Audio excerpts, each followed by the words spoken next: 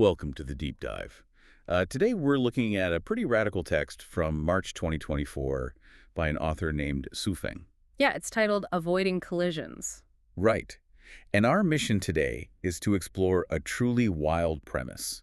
Like, what if the exact same physical laws that cause a dropped apple to bruise apply directly to your soul when you get into an argument? It's quite a concept to wrap your head around. There really is. So I Yeah. want you to keep that in mind as we go. Yeah. Think about your daily life. Think about how you handle a disagreement or road rage or even just like a tense meeting at work where someone subtly undercuts you. Usually we expect ourselves to just brush it off, right? Exactly. You walk away, take a deep breath, and assume you're perfectly fine. Because we have this deeply ingrained belief in our own emotional resilience, we treat verbal and emotional impacts as if they just, bounce right off our armor. Right, like it's a clean hit, no harm, no foul.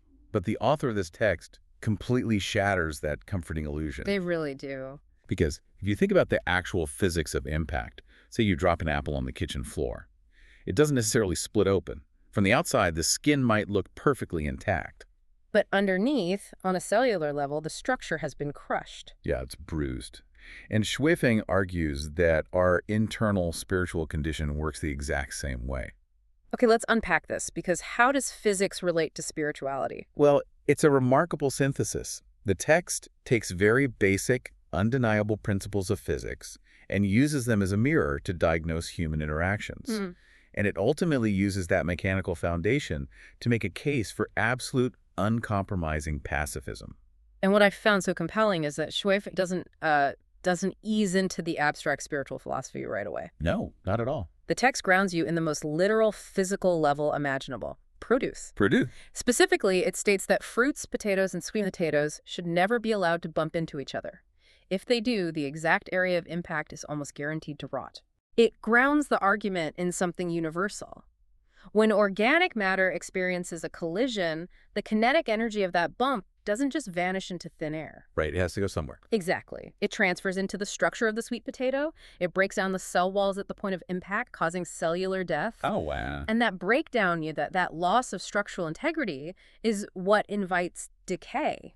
Then the text scales this principle up from soft organic matter to the inorganic and mechanical, like cars, ships, airplanes. Even the hardest materials. Yeah. The author points out that if vehicles collide, they suffer deformation. And even if we look at the hardest materials we know of, stones, forged steel, if they collide with enough force, they don't just dent. They fragment, they break apart entirely. Right. Because the underlying logic is about structural capacity. Whether we are talking about the fragile membrane of a piece of fruit or the molecular bonds of a steel beam, a collision introduces an external force. Right, an outside pressure. Yes. And if that force exceeds the material's innate capacity to absorb it, the result is unavoidable: deformation, fragmentation, or rot. Okay, I follow the physics of a car crash and a rotting potato. But here is where I really have to challenge the text, because the author makes what feels like a massive leap. Let's hear it. We go straight from a dented bumper to the macro scale of human society. Shu Feng claims that when tribes, nations, and countries collide, when they go to war, it inevitably results in mutual defeat, or one party completely dominating the other, but with both suffering profound damage. I mean, a nation isn't a single physical object. It's a complex, abstract web of millions of people: economics, geopolitics, culture. Are we really comparing global warfare to a bruised sweet potato? I understand the hesitation. It sounds absurd at first. What's fascinating here is that if we look closely at how the author constructs the argument, it's not actually a leap. No. No, it's the identification of a fractal rule of existence. The scale changes dramatically, yes, but the mechanism remains identical. The author is arguing that no matter the material, soft fruit, hard steel, or human borders, impact fundamentally equals degradation. They even connect this back to physical collisions on a human body in war, leading to lifelong disability. But how does a concept like a nation degrade in the same way a physical object does? I mean, a nation doesn't have cell walls to break down. Well, because a nation, just like a potato, is a structured system. It possesses its own structural integrity. Okay, I think I see where you're going. It has an economy, infrastructure, a generation of young people, a cultural fabric.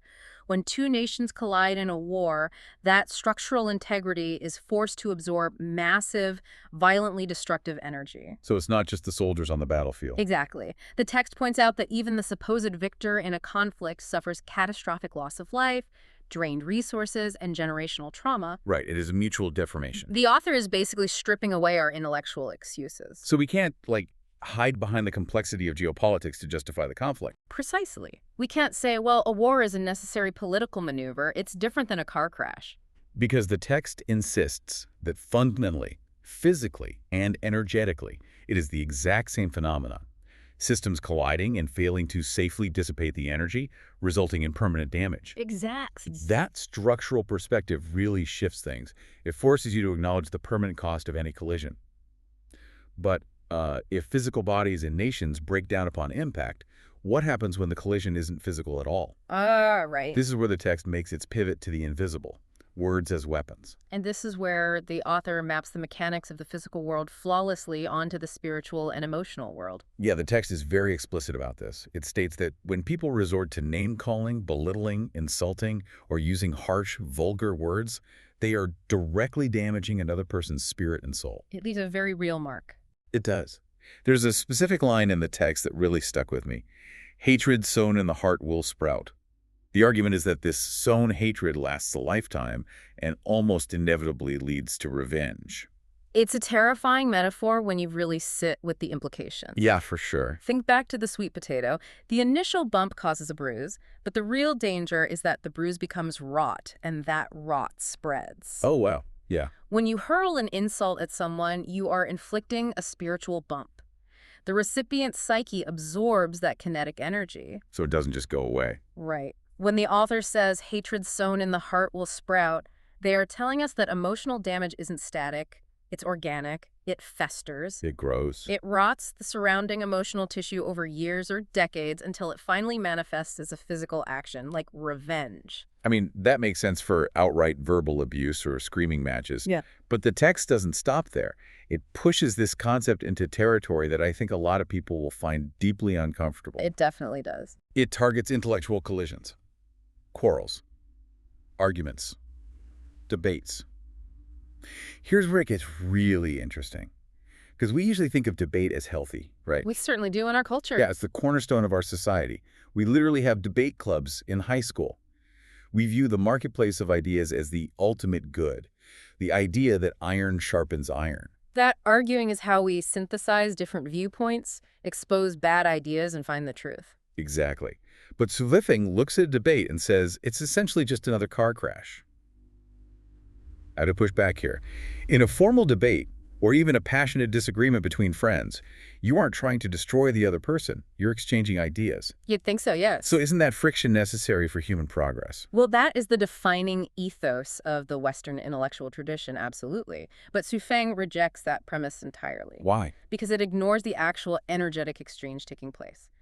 Let's look at the author's uncompromising definition of what is actually happening. When you engage in a debate, what are you doing under the surface of those high-minded ideas?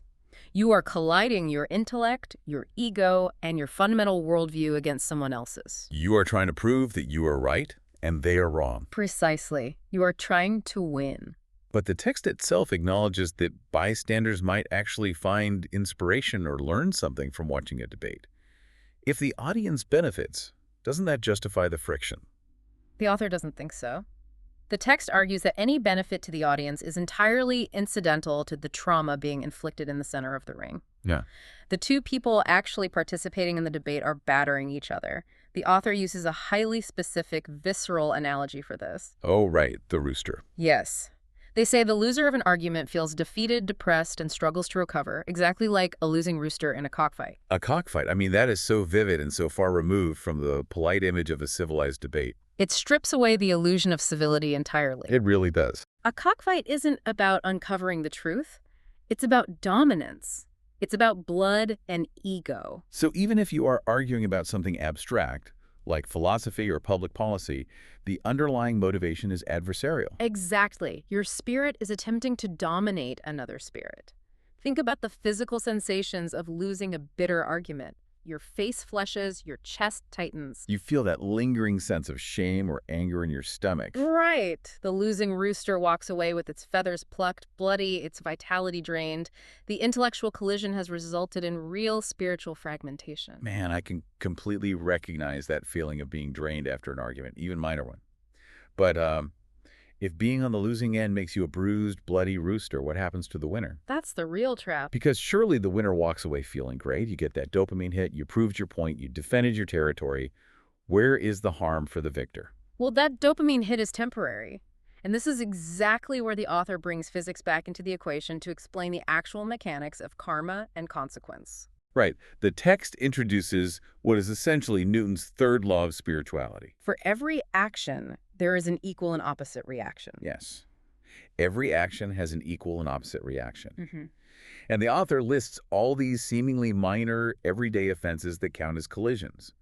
We aren't just talking about grand debates or screaming matches anymore. Not at all. We are talking about condemnation, nitpicking, criticizing, and questioning others.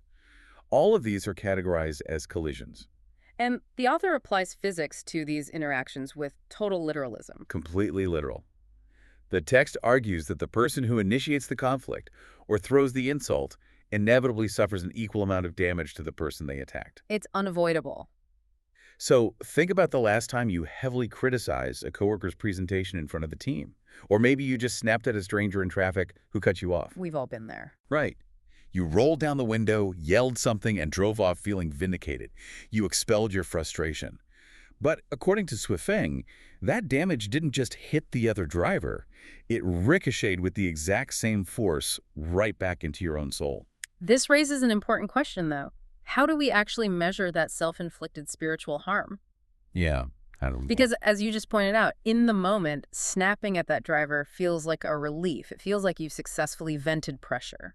So the text is forcing us to look past the immediate ego gratification and examine the structural cost. Exactly. Right, because an insult doesn't have physical mass or velocity. Yeah. So how does it carry kinetic energy that can bounce back and damage the person throwing it? What is the actual mechanism of that spiritual recoil? Think about the internal biological and psychological shifts required to hurl an insult or tear someone down. Okay, I'm thinking. To inflict harm on another person, even verbally, your heart rate has to spike. Your cortisol levels rise. Most importantly, your empathy has to momentarily shut down. You can't be empathetic while yelling at someone. Right. You cannot strike someone while simultaneously holding compassion for them. To launch the attack, you have to temporarily turn your own soul into a weapon. Wow. You have to make your psyche rigid. You have to harden your heart. And what did the text establish early on about hard materials? That even the hardest materials, like stones and forged steel, fragment when they collide with enough force. Precisely. You harden your internal structure to strike a blow. And in the very act of striking, the impact shatters a piece of your own hardened self. So you're breaking your own structural integrity. You cannot launch an attack without your own structure absorbing the equal kinetic energy of that attack. That is heavy. If you live a life where you constantly nitpick, criticize, and condemn the people around you, you are subjecting your own soul to 1,000 tiny micro-collisions every single day. It's like metal fatigue. Exactly like metal fatigue. Over time, your structural integrity fails. You become cynical, isolated, irritable, and bitter. You are rotting from the inside out, just like the bruised sweet potato. But the tragedy is that you cause the impact yourself by choosing to strike. There is no such thing as a free hit. Every single strike you throw lands squarely on your own chin. It's a completely uncompromising stance. Which brings us directly to the ultimate thesis of the text. The author moves from diagnosing the earthly mechanics of cause and effect to presenting the spiritual endgame.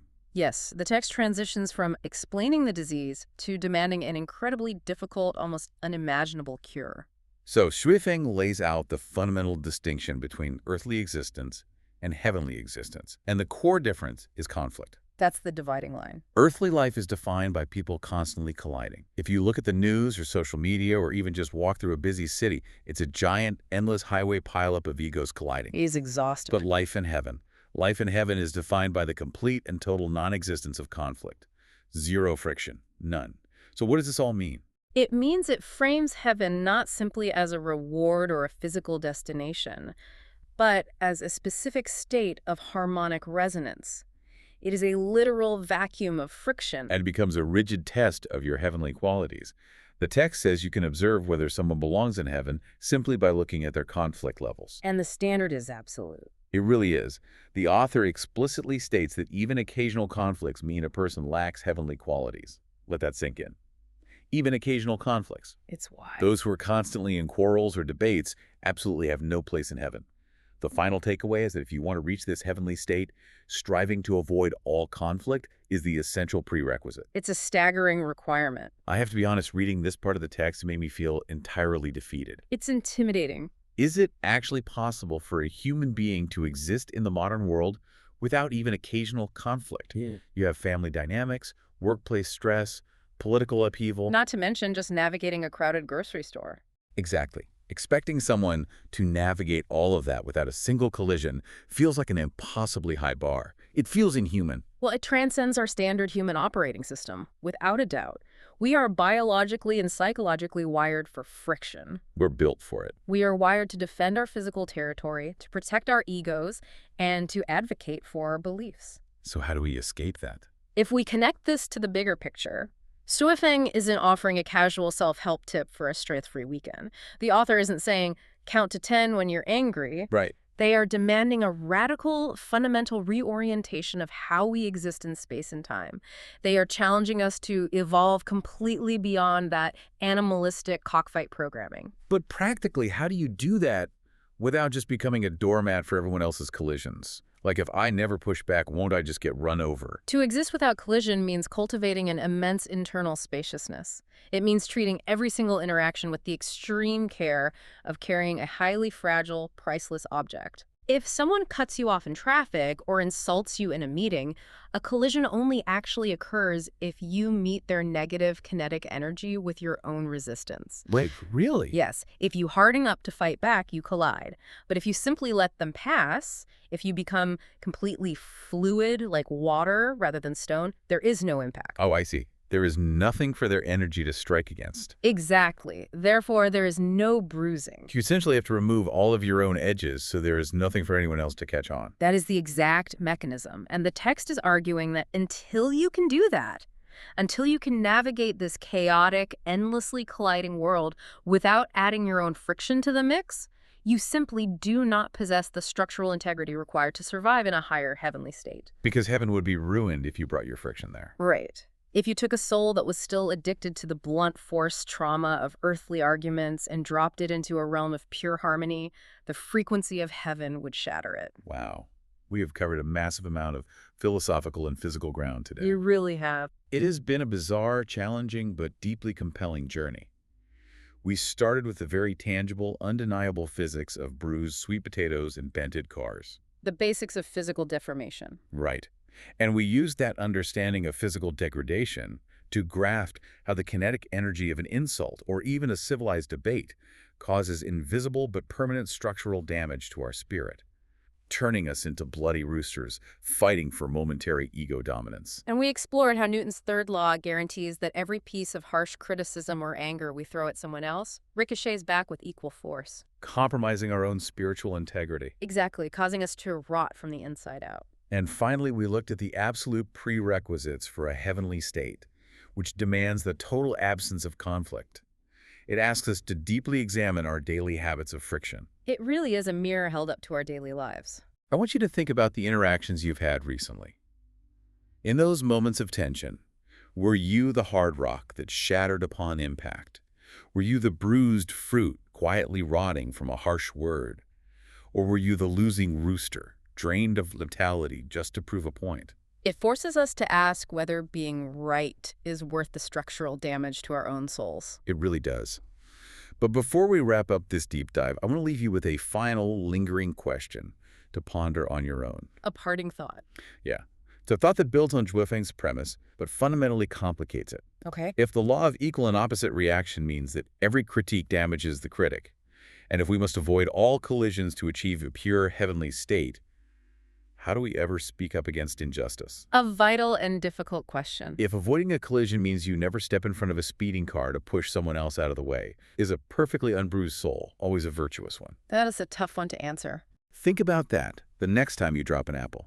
or the next time you have to decide whether or not to bite your tongue. Until next time, try to move gently through the world and avoid unnecessary collisions. Take care. Be well.